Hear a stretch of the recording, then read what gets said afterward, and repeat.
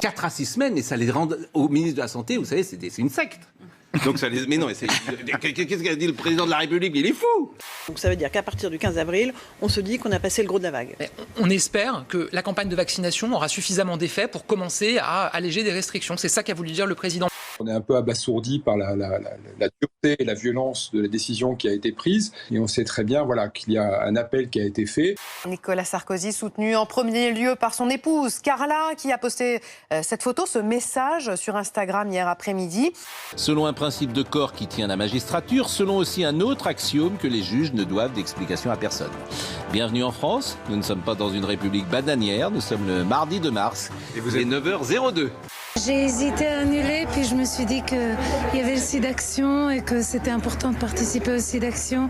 Je n'ai pas le corps à chanter, mais je pense que c'est important de garder ses engagements.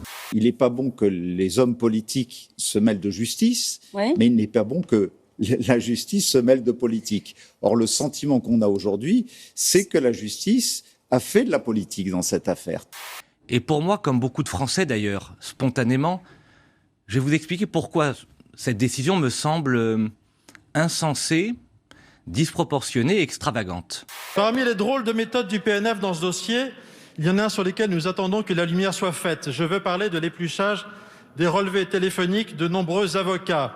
Une dérive, selon le juge Van Ruynbeck, des méthodes de barbouze, selon vos propres termes, monsieur le garde des Sceaux. Je pense que Nicolas Sarkozy, compte tenu de la jurisprudence Fillon, si Nicolas Sarkozy souhaite être candidat à la présidentielle, eh bien, il doit l'être. On ne se combat pas par l'intermédiaire de magistrats qui pourraient ainsi décider qui peut se présenter et qui ne peut pas. Je ne m'exprime pas sur une décision de justice. Tous les Français sont justiciables, les uns du plus haut sommet au plus humble, c'est normal. Je ne commande jamais les décisions de justice et je ne les commande pas a fortiori, y compris quand il s'agit d'un ancien président. Le seul qui a le droit, c'est le ministre de l'Intérieur, Gérald Darmanin, qui a apporté son soutien à Nicolas Sarkozy.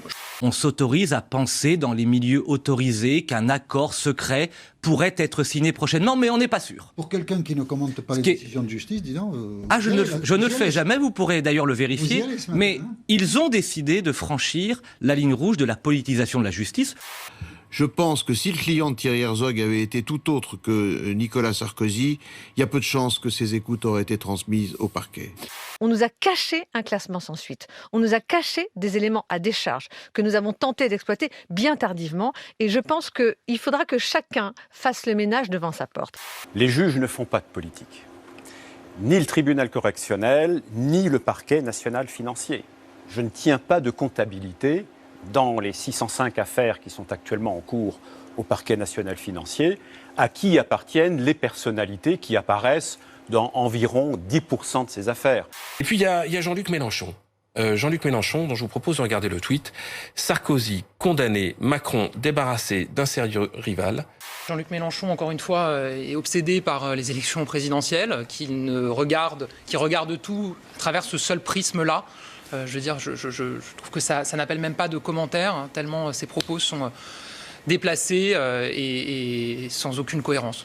Nicolas Sarkozy a dit très clairement qu'il n'entendait plus s'engager dans la vie publique. Donc aujourd'hui, les suppositions de M. Mélenchon ou de qui que ce soit d'autre n'ont que peu d'importance.